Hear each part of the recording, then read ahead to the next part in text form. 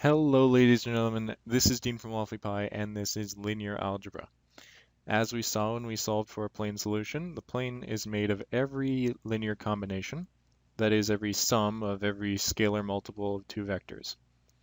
You'll find that this extends to higher dimensional objects, and for every vector space, in fact, can be expressed as a linear combination of as many vectors as its dimension. This is called the basis B of a vector space. Now, if you're looking for a specific basis, you're out of luck because there are actually infinite bases that can make up a single vector space. All you need is n vectors. Remember that we use n when the dimension doesn't matter, that are not scalar multiples of each other, and when they're not linear combinations of the others. This is called linear independence. Another way of saying this is that given C1v1 plus C2v2 plus C3v3, so on, is equal to 0, where the vi are vectors in the basis, and the only values of c that work are all zeros. If one v is a multiple or a linear combination of the others, the set is dependent, and the vector in question can be omitted without any effect on the properties of the set. Here the c's have some way of adding to 0 if they're not all 0. Working the other way, that is, given a number of vectors, we can define a span of the set as a vector space with the basis of the set written span B, or span of the vectors. Again, if the set is dependent, we can change the dependency without affecting the span by omitting the dependent vector. This may have been a little quick, so to sum up, a basis is a linearly independent set of vectors, and a span is a vector space defined by a basis.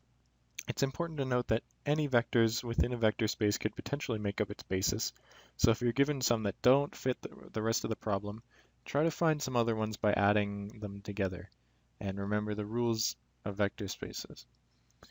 If you see ordered bases, these are essentially the same, but the order of the vectors has some meaning, generally arbitrarily. Given an ordered basis, you can define a coordinate vector to every vector with respect to the basis. The coordinate vector's components are given by how many multiples of each vector in the basis it consists of. If you're asked, or if you are given this basis, 1, 1, 1, and 1, 2, 3, and asked what is VB, you're asked for the coordinate vector, or V in terms of B is how it's read. So say that V is 3, 5, 7, and you're asked what is V in terms of B.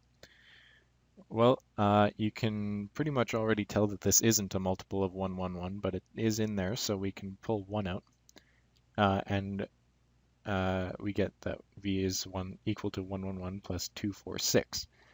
2, 4, 6, you might notice, is just double of the second base vector, so we can rewrite V again as 1 times 1, 1, 1 plus 2 times 1, 2, 3. At this point, just look at the coefficients of each of these, and you get that V in terms of B is 1, 2. That's really all there is to know about bases and spans, but or at least in terms of single basis. But before I end this, I would like to introduce EI, which is the standard basis for our n. They are also known as the unit vectors, as they all have a length of 1 and are in the axis directions, because they're defined by having all components to be 0 except for their respective direction. You might also see this as x hat, y hat, and so on.